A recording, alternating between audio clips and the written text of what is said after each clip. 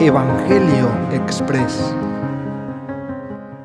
Ven, Espíritu Santo, llena los corazones de tus fieles y enciende en ellos el fuego de tu amor. tú eres la fuerza Que vigoriza nuestro trabajo. Tú el aliento que vivifica nuestra alma. Tú la luz que ilumina nuestra mente. Tú el motor de nuestras buenas obras. Danos docilidad Para seguir tus mandatos. y que gocemos siempre de tu protección. Amén. ¿Qué tal? Mi nombre es Jorge Arturo Alcalá Magaña, soy originario de Los Reyes y estoy cursando el primer año de filosofía. Según San Lucas. En aquel tiempo, Jesús fue a Nazaret, donde se había criado. Entró en la sinagoga, como era su costumbre hacerlo los sábados, y se levantó para hacer la lectura. Se le dio el volumen del profeta Isaías, lo desenrolló y encontró el pasaje en que estaba escrito: El Espíritu del Señor está sobre mí, porque me ha ungido para llevar a los pobres la buena nueva, para anunciar la liberación a los cautivos y la curación a los ciegos, para dar libertad a los oprimidos y proclamar el año de gracia del Señor. Enrolló el volumen, lo devolvió al encargado y se sentó. Los ojos de todos los asistentes a la sinagoga estaban fijos en él. Entonces comenzó a hablar diciendo: Hoy mismo se ha cumplido este pasaje de la Escritura que acabo de oír.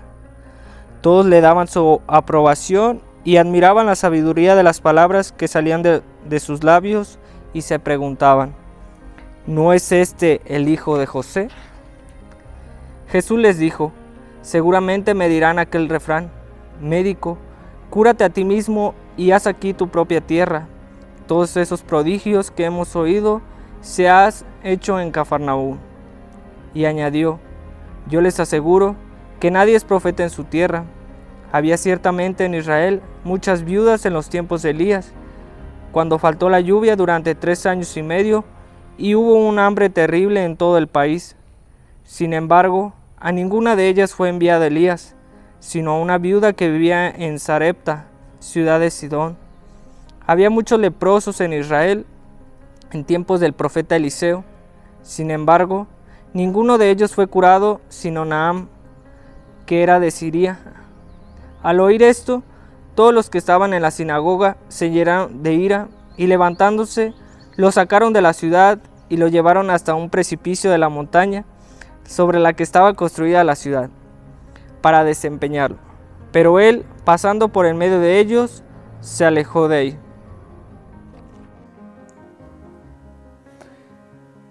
Esto que ocurre, o la trama que miramos en el Evangelio de hoy en San Mateo, ocurre en la vida ordinaria. Nosotros muchas veces aceptamos o con frecuencia podemos estimar más a una persona extranjera que a aquel mismo que es nuestro hermano, con el que convivimos y con el que vivimos ordinariamente. Eso mismo ocurre con Jesús. Jesús regresa a su tierra, a Nazaret. Recordemos que hay como 2 lugares donde Jesús va a estar viviendo su infancia, su adolescencia, parte de juventud en Nazaret y después otro tiempo en Cafarnaúm. Y dice el pasaje el día de hoy que Jesús regresa a su patria, al lugar donde él creció, donde lo miraron, donde él trabajó, donde él convivió con sus amigos, con sus vecinos, y resulta que va a la sinagoga. Y dice el pasaje que los ojos de todos los que estaban en la sinagoga estaban fijos en él.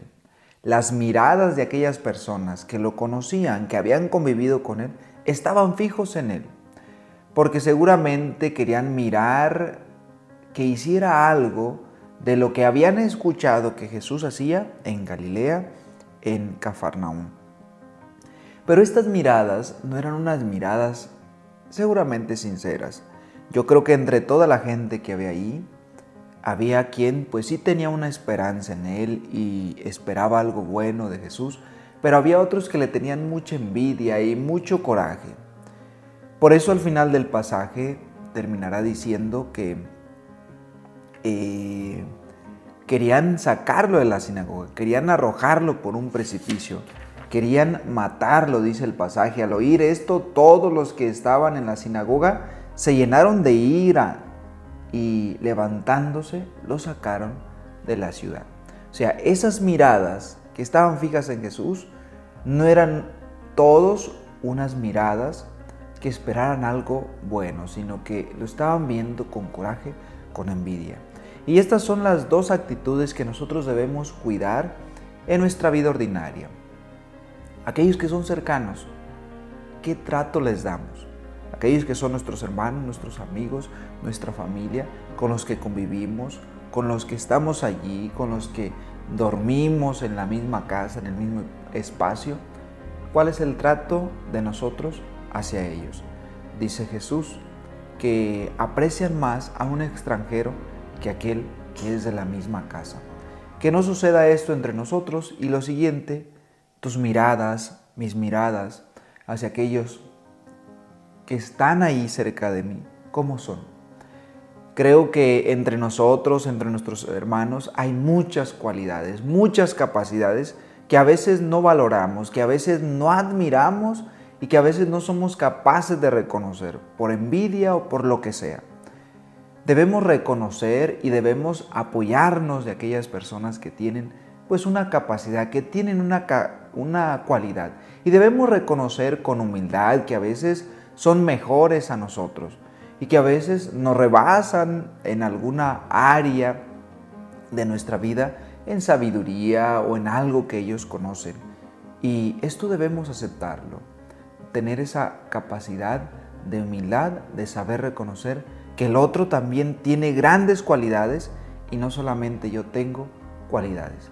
Estas eran las actitudes un poco de la gente del tiempo de Jesús, que admiraban en Jesús, algunos en buen sentido, pero una gran mayoría también le tenía mucha envidia, mucho coraje por lo que Jesús hacía y que seguramente ellos no eran capaces de hacerlos, no eran capaces de reconocerlo. Y por otra, pues sepamos admirar y cuidar aquello que tenemos cerca de nosotros en el hogar. Yo les bendigo y que tengan un feliz inicio de semana en el nombre del Padre, del Hijo y del Espíritu Santo. Amén. Oh Jesús, Pastor eterno de las almas, dígnate a mirar con ojos de misericordia a esta porción de tu grey amada. Señor, necesitamos mayor número de sacerdotes. Multiplica las vocaciones. Y santifica más y más a nuestros sacerdotes. te lo pedimos. Por la Inmaculada Virgen María de Guadalupe, tu dulce y santa Madre. Oh Jesús, danos sacerdotes según tu corazón. Que así sea.